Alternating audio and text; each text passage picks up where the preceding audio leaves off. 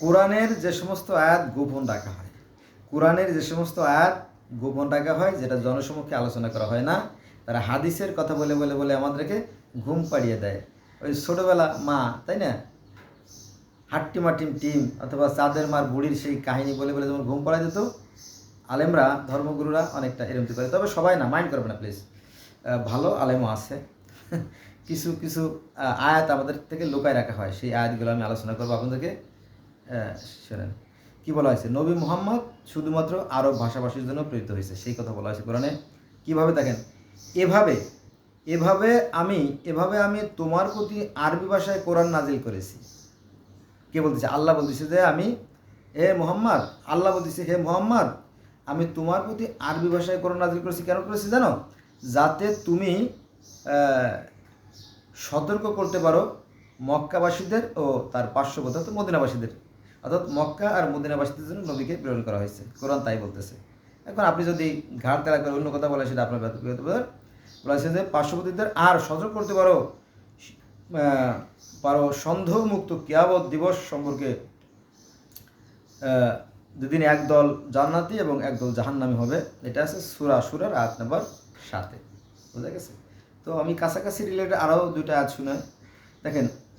এবার সূরা আনামের 92 আয়াত বলা হয়েছে যে এই কোরআন বা এই কিতাব কল্যাণময় করে অবতরণ করেছি, যা এর পূর্বেকার কিতাবের সম অর্থ মানে কি?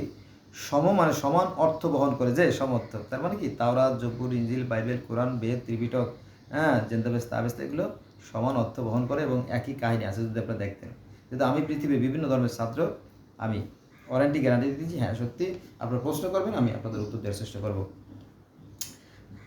আচ্ছা, আমি আয়াতটা স্পষ্ট করে বলি, নইলে আপনারা হয়তো বুঝতে সমস্যা হতে পারে। এই কোরআন বা কিতাব কল্যাণময় করে অবতরণ করেছি, যা এর পূর্বেকার কিতাবের সমর্থক এবং যা দিয়ে তুমি মক্কা ও তার পার্শ্ববর্তী লোকদের সতর্ক করো। এটা সূরা আনাম আয়াত নম্বর 99। অর্থাৎ নবী মুহাম্মদ সাল্লাল্লাহু আলাইহি ওয়াসাল্লামকে বলছে কি, তুমি মক্কা ও তার পার্শ্ববর্তী মদিনা, এই অঞ্চলে যারা আরবি ভাষাভাষী তাদেরকে সতর্ক করো। এটা প্রমাণ করে নবী মুহাম্মদ সাল্লাল্লাহু আলাইহি ওয়াসাল্লামকে পাঠানো হয়েছে শুধু আরব ভাষাভাষীর জন্য। বুঝা গেছে? আর একটা আয়াত বলবো, এটা বললাম যে সুরার 7 নম্বর, এবার বললাম সূরা আনামের 92 আয়াত এবং সূরা জাসিয়ার 58 নম্বর আয়াত। 3টে আয়াত পড়লেই যথেষ্ট, আর লাগবে না। এই সূরা জাসিয়ার 58 নম্বর আয়াতে বলা হয়েছে যে আমি তোমার ভাষায় অর্থাৎ হে মুহাম্মদ, আমি তোমার ভাষায়, আরবি ভাষায় কোরআনকে সহজ করে দিয়েছি, যাতে তুমি তোমার সম্প্রদায়কে কি হিদায়াত করতে পারো।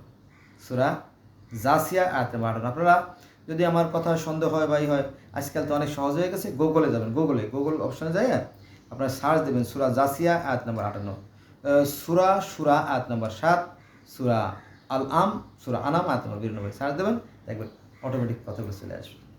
সুন্দর না? সুন্দর হয়ে গেছে।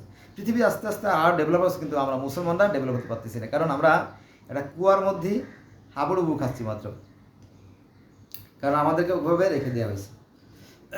কোনো সুখবর নাই আমাদের জন্য, কোনো সুখবর নাই। আগামীতে আছে কিনা আল্লাহ জানে। তো আজকে এই পর্যন্ত রইল, সবাই ভালো থাকবেন।